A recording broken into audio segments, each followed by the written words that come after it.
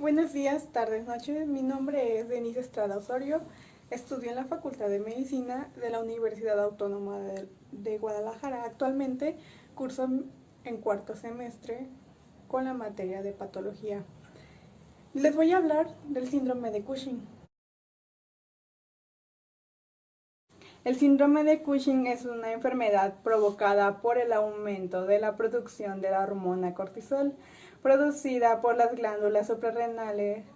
O sea, es un tipo de hipercortisolismo. Entonces, el hipercortisolismo es un trastorno endocrino en el que hay una alteración en el eje hipotálamo-hipófisis adrenal, en el que hay una hipersecreción de cortisol en ausencia de signos y síntomas clásicos del exceso de cortisol. Bueno, entonces podemos decir que el síndrome de Cushing es el trastorno hormonal producido por exposición prolongada de niveles elevados de cortisol por cualquier causa, algún tumor hipofisiario, tumor suprarrenal, tumor no hipofisiario, productor de AHACT. Y como habíamos dicho, el cortisol producido por la corteza suprarrenal es una hormona esteroide natural producida en situaciones de estrés. Su secreción viene controlada por el ACTH, hormona producida en la hipófisis, y esta a su vez por el CRH, hormona producida en el hipotálamo. En la epidemiología a nivel mundial, la hipersecreción hipofisiaria de ACTH, o sea, el síndrome de Cushing, se produce en mujeres en relación 4:1 en hombres y es la causa del 70% de los casos de hipercortisolismo endógeno. La secreción ectópica de ACTH por tumor no hipofisario es el responsable del 10% de los casos del síndrome de Cushing endógeno. Bueno, entonces a nivel de México, la epidemiología, aquí la relevancia de estos casos se basa en lo que los adenomas hipofisiarios como causa de enfermedad de Cushing. Se coloca en tercer lugar de frecuencia de estos tumores, ocupando el primer lugar los prolactinomas seguidos de los secretores de la hormona de crecimiento. Bueno, la enfermedad síndrome de Cushing es poco frecuente en niños y adolescentes de la incidencia en general de la enfermedad. Solo el 10% de los casos son diagnosticados en estas edades, ya que es mayor prevalencia son entre los 25 y 45 años. Ahora seguimos con la etiología, donde el hipercortisolismo se presenta como el resultado de la exposición crónica a altas concentraciones de cortisol y fue descrito por primera vez en 1932 por Harvey W. Cushing, de ahí el nombre de síndrome de Cushing. Entonces, esto va a ser pues por dos formas, dependiente de ACTH y independiente de la hormona adenocorticotropa, que esta es una forma de síndrome de Cushing endógeno.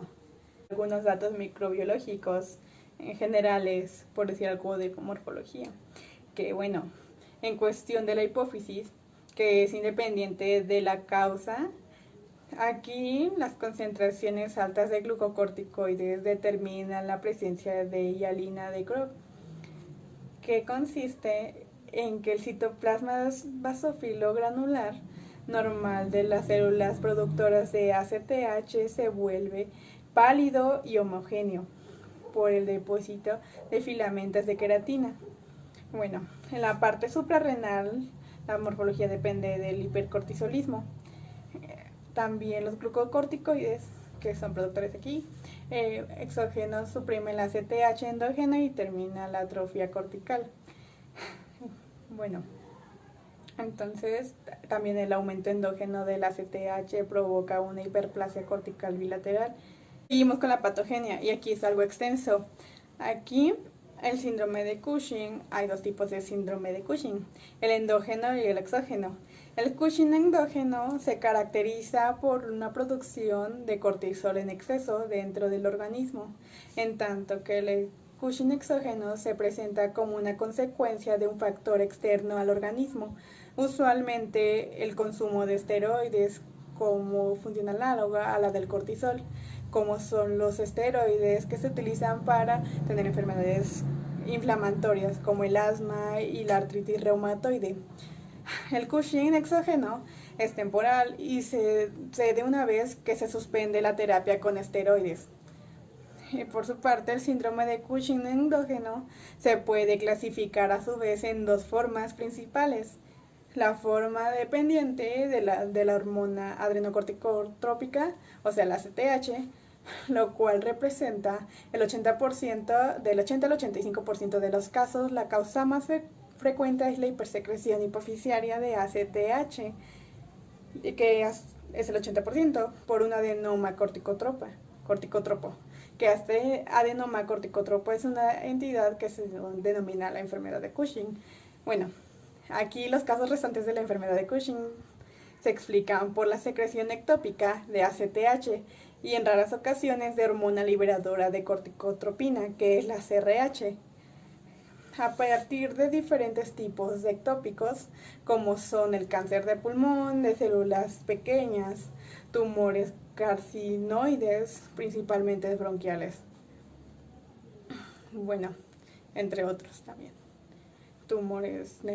Entre otros tumores neuroendocrinos. Bueno, la siguiente es una forma independiente de ACTH, que corresponde al 15%, bueno, del 15 al 20% de los casos, y que se debe usualmente a adenomas adrenales y en menor proporción al carcinoma adrenal. Bueno, aquí un poco de fisiopatología es que en condiciones normales, como pues las neuronas de la porción parvocelular de los núcleos paraventriculares del hipotálamo produce ARH que actúa sobre los corticotropos de la hipófisis anterior, induciendo la liberación de ACTH a partir de una molécula precursora llamada propiomelacorticotropina o POMC, de la cual también se deriva la hormona estimulante de los melanocitos, la MSH. Bueno, aquí la ACTH tiene una acción directa sobre la corteza suprarrenal y estimula la producción de cortisol en la zona fasciculada y testosterona en la zona reticular. Una vez liberado, el cortisol ejerce un efecto de retroalimentación negativa en el hipotálamo y en la hipófisis, permitiendo que se regulen las concentraciones hormonales en la sangre.